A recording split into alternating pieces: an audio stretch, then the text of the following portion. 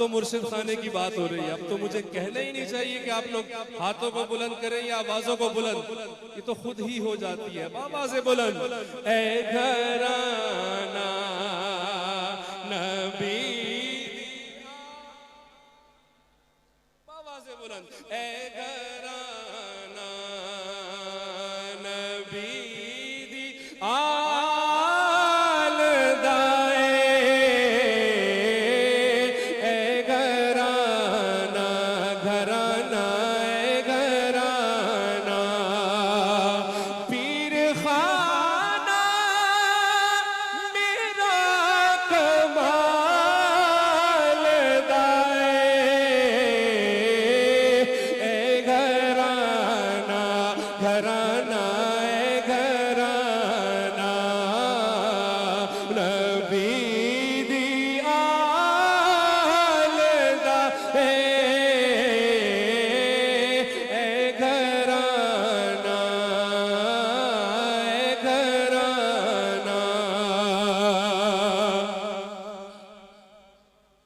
रोशनी लेके अहले बैत को लो,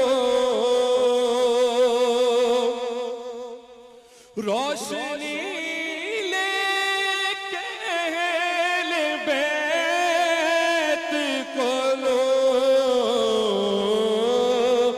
हर कोई देवे दिल दे पाल दाए,